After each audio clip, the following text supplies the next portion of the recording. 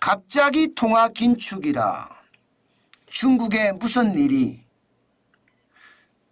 사실 중국이 통화 긴축을 했다는 사실이 잘 안 믿겨요. 그런데요. 통화 긴축의 조짐이 보이고 있는 거 사실입니다. 경제가 나쁘다는데 그래서 지금까지 돈 계속 풀었잖아요. 은행의 지급 준비 비율을 역대 최저로 낮췄잖아요.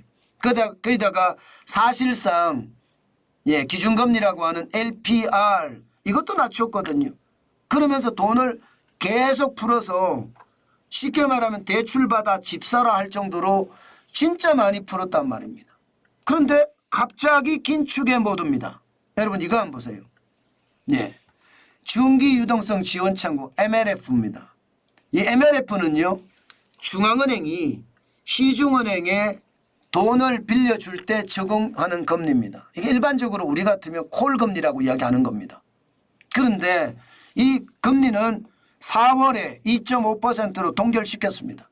작년 8월부터 2.5%고 지금도 2.5%예요. 문제는요. 지금까지 2.5%로 1년 만기니까 빌려줬을 거 아니에요. 시중은행에다가. 빌려준 금액 대비 공급하는 금액이 줄어들었다는 겁니다.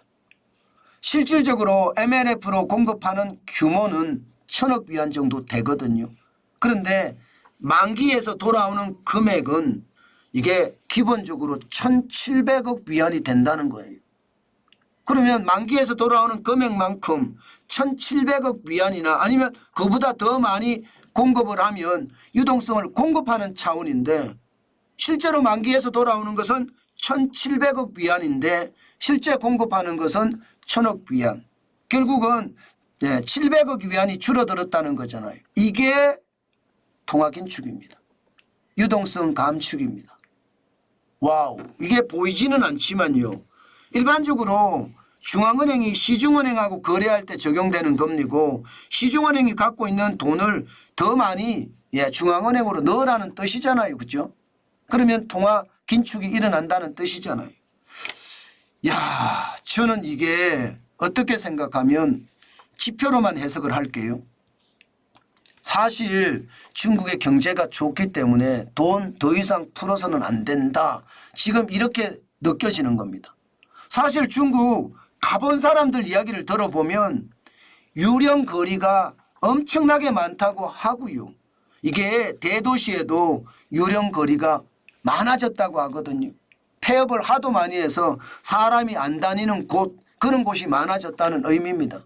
그런데 제조 구매관리자 지수는 3월에 50.8까지 올라갔거든요.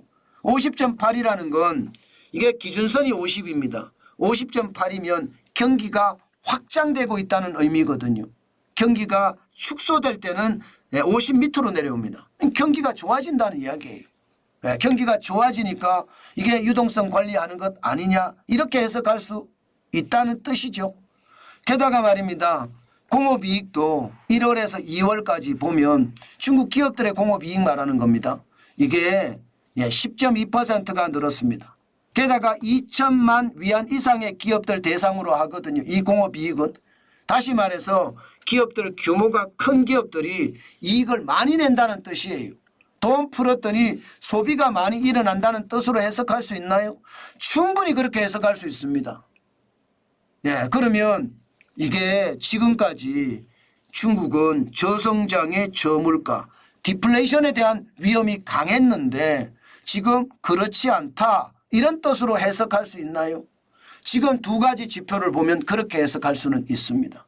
그런데 이게 수출 지표를 보면 또 아니에요. 지금 수출 지표는 3월에 마이너스 7.5%까지 떨어졌거든요. 다시 말해서 수출이 많지 않다는 것은 내수가 어려운 가운데 수출까지 어려워진다. 이런 뜻으로 해석이 되거든요. 그러면 여러분 중국 경제는 지금 혼돈 상태라고 봐야 되나요? 제조는 늘어나는데 이게 소비는 줄고 수출도 줄고 뭔가 혼돈 상태라고 봐야 되는 게 제가 봐서는 맞는 것 같습니다. 지표가 일률적으로 설명되지는 않습니다. 그래서 중국 경제는 지금 혼돈 상태다, 혼란 상태다. 저는 그렇게 해석을 했습니다. 그만큼 말입니다. 소매가, 다시 말해서 내수가 갑자기 좋아지지는 지금 않았다는 뜻으로 저는 받아들이는 거고요. 수출도 저가로 전 세계에다가 밀어내기 수출하지만 진입장벽에 막혀서 수출이 지금 계속 타격을 입는다는 뜻이에요. 저는 그렇게 보이거든요. 그러면 실질적으로 유동성을 감축을 했는데 왜 감축을 했느냐? 이게 이제 굉장히 중요한 이야기죠.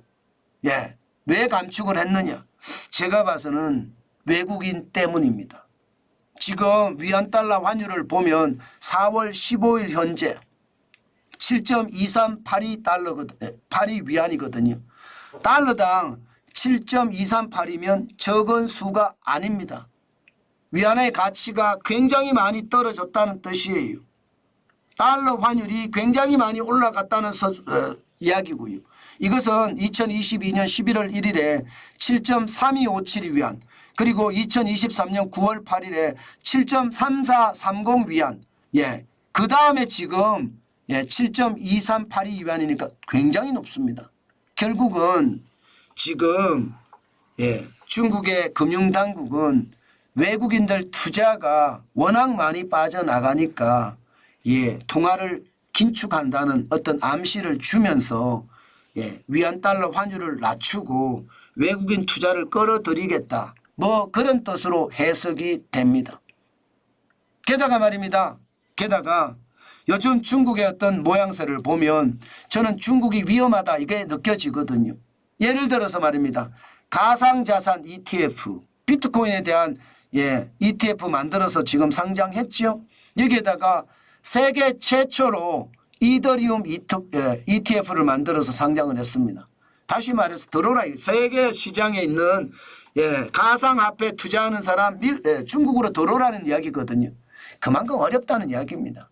사실 이더리움을 ETF로 만든다는 자체가 과연 지금 맞나 그런 생각도 하고요. 미국 자체적으로도 이더리움을 비트코인은 그나마 이해가 되는데 이더리움까지 이런 분위기가 있거든요. 그런데 중국에서 먼저 만들어낸다. 이 말은 외국인 투자가 절실하다. 그래서 이더리움에 대한 투자라도 받아야 되겠다. 그런 뜻으로 저는 비치거든요. 때문에 중국은 여전히 어렵고요. 상황은 저는 그렇게 좋지 않다. 저는 그렇게 해석해 봅니다. 물론 제 해석이 조금 다를 수는 있습니다. 그러나 전체적으로는요, 저는 맞는 것 같습니다. 이게 중국이 아무리 지표를 속이려고 해도요, 여러 가지 지표를 놓고 전체적으로 한번 이렇게 보면요, 아, 이런 이유 때문이다.